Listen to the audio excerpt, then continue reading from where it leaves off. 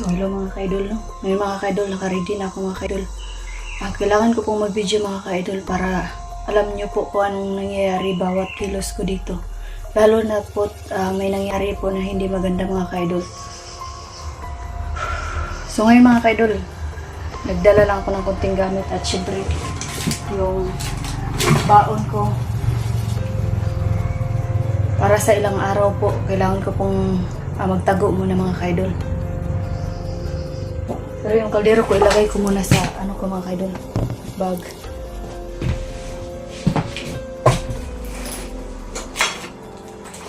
Yan ilagay dito.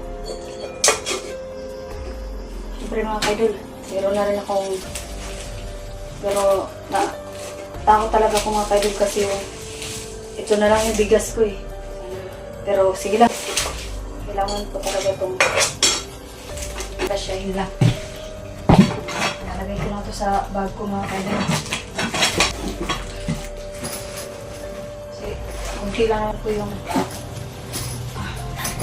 dinala ko pong gamit. Tsaka unang-una po mga ka-idol, gabi na. Kailangan na natin umalis.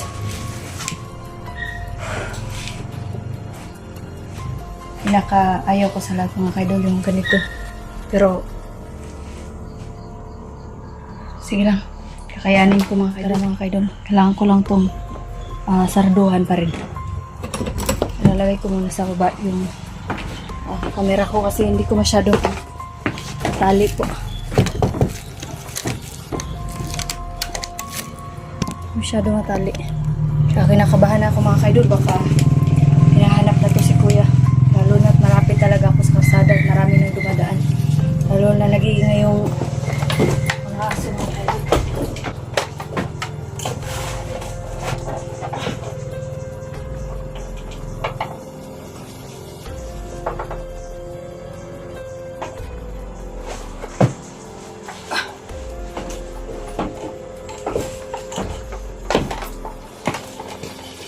Kung larba ko tubig, may problema sa tubig. Bahala na itong mga gamit ko dito. Kailangan ko nang umalis mga ka-idol. Kailangan ko munang siguraduhin na walang makakapansin sa akin. Saan ako pupunta mga ka-idol? Lalo na't maraming dumadaan-daan dito. Tapos mga ka-idol, yung aso pa nag-iingay.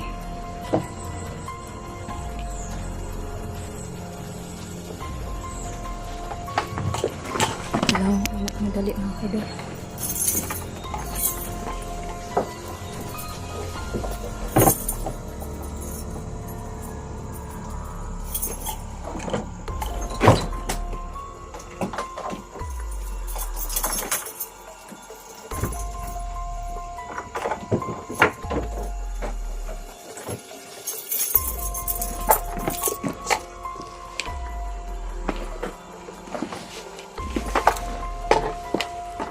Dadaan.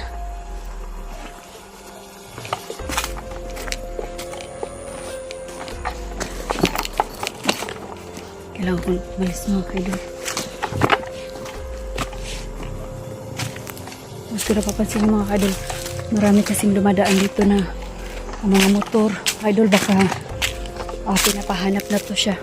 Kasi ang alam ko mga ka-idol, hahanapin na yun sila eh. So tara, hindi mo na ako magbibideo mga ka-idol. I-stop ko muna yung video ko, i-update ko po. Mag-video po ako pag nakalayo na ako sa bahay.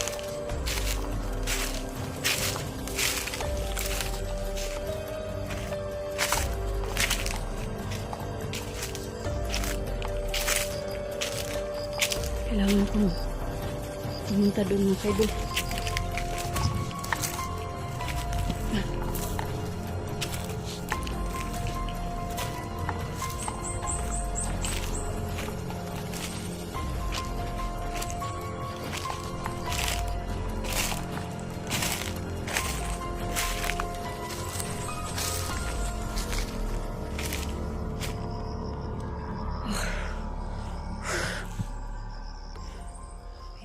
Mga ka-idol, agod na. Pwede na siguro dito. Medyo safe na siguro dito. Mamasid muna ako kung wala ba talagang mga ano dito mga ka-idol.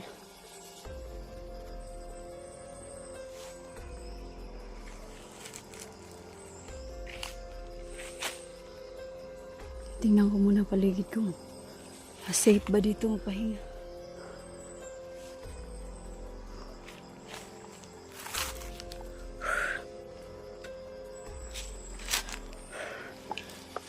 Sakit pa rin ang tiyan ko mga ka-idol.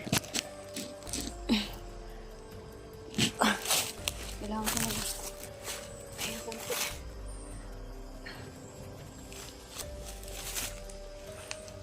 O nga pala mga ka-idol.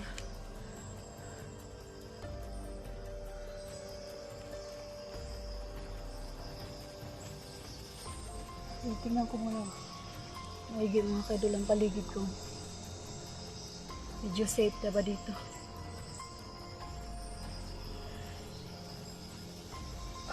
Parang dyan ko mga ka-idol pero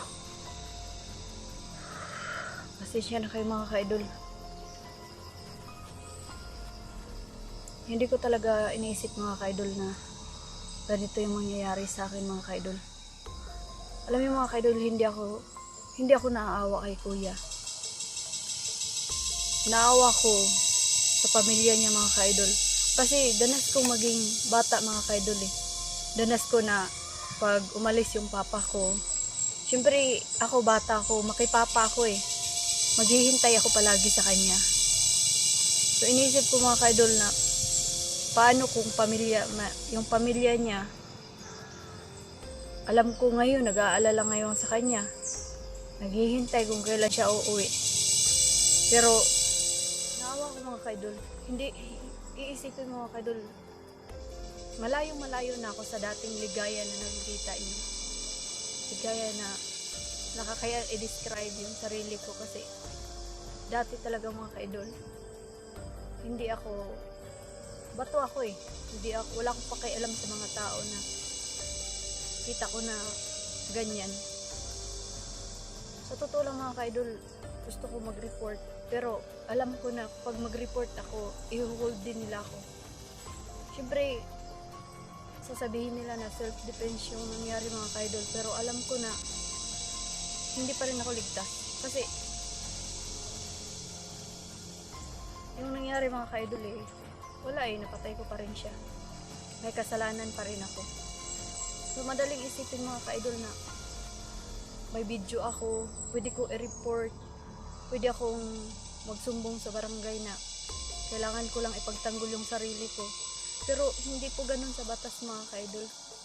Kapag may kasalanan ka, defense man yan o ano man yung ginawa mo, kung muna napatay mo yung isang tao, kasalanan pa rin yun.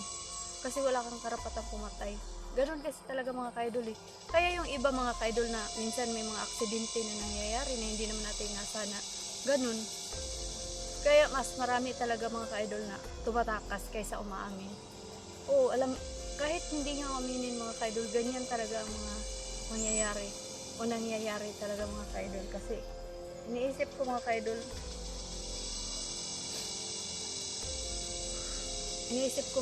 na sa nangyari, inisip ko matagal na po akong umalis sa ganitong buhay. Na laking bundok ako mga ka-idol. Kaya ko kahit sana ko ilagay. Pero iniisip ko na iba na ako ngayon. Hindi na ako yung dating ligaya na tigasin. Hindi na ako yung dating ligaya na walang pakialam sa paligid. Kung nakikita niyo mga ka-idol, ibang-iba na yung mga video na ina-upload ko. Hindi na related sa dati kong buhay. Kasi ano na ako mga ka-idol eh, nagbago na ako. Kaya ako nasasaktan mga ka-idol kasi iniisip ko yung pamilya na umaasa sa kanya. Siyempre hindi po lahat ng rider ganun. May mga rider po na matitino, nagtatrabaho na maayos, nagtatrabaho ng marangal, umuwi sa pamilya nila kahit hindi ganun kalakihan ang sweldo sa mga ganyan mga ka-idol kung alam nyo. Kaya naiisip ko yung pagod, sakripisyo, ang init, ulan. Pero dahil sa masasamang bisyo mga ka-idol. Tulad ng sinabi ko mga ka-idol. Hindi ako naaawa sa kanya kasi galit ako sa mga addict mga ka-idol. Galit ako sa kanila. Kasi once na addict ka, wala ka sa ayos na pag-iisip. Maraming nagsasabi mga ka-idol na pag addict yan siya. Pwede niyang gawin kahit ano kasi wala yan siya sa matinong isip. Ano man nangyari kay kuya, hindi ako nasasaktan sa nagawa ko dahil naawa ako sa kanya. Kasi alam mo mga ka-idol, dapat lang sa kanya yun. Tama lang. Naisip ko na sobrang sakit lang kasi paano kung tulad sa akin dati mga ka-idol na pag umaalis yung papa ko, naghihintay ko kasi makipapa ako mga ka-idol eh. Inaabangan ko, sasabihin ko kaagad na ang tagal ni papa, tagal niyang umuwi, at tagal niyang iniisip ko mga ka-idol yung side ng mga taong naiwan sa kanya. Alam ko nagrereklamo ngayon, alam ko hinahanap siya ngayon. Kung may anak siya, alam ko yung anak niya naghihintay. Kaya hindi ko ma-explain kung anong naramdaman ng pamilya niya ngayon. Pero ako dahil sa akin siya nakagawa ng kasalanan, syempre natural galit ako. Sasabihin ko sa kanya, wala siyang karapatang mabuhay mga ka-idol dahil sa ganyang klase pagkatao niya. Kahit sino mga ka-idol, hindi siya bubuhayin. Pero ako iniisip ko pa rin, ginawa ko pa rin na, kuya wag mong gawin to. Wag mong gawin to. Maawa ka sa pamilya mo. May asawa ka, kung anong gusto mong gawin sa akin, pwede mong gawin sa kanya. Parehas lang yun. Parehas lang yan mga ka-idol. Kung anong gusto niyang gawin sa akin, o kung doon niya gawin sa asawa niya, sarili niyang asawa, wala problema mga ka-idol. Hindi siya mapahamak. Hindi siya makasala sa pamilya niya. Pero hindi eh. Dahil addict siya mga ka-idol, hindi niya alam kung anong tama at mali. Ngayon, nanahimik yung buhay ko mga ka-idol. Nang dahil sa kanya,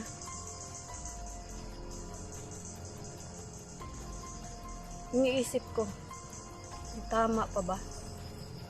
Nilit ko maging mabuti mga ka-idol. Kung nakikita nyo, lahat ginawa ko. Nagbago ako. Pero bakit? Bakit talaga mga ka-idol? Talagang pinipilit ako ng mga tao na bumalik sa dati. Ngayon, kailangan ko na naman magtago. Kailangan ko na naman bumalik sa dati kong buhay.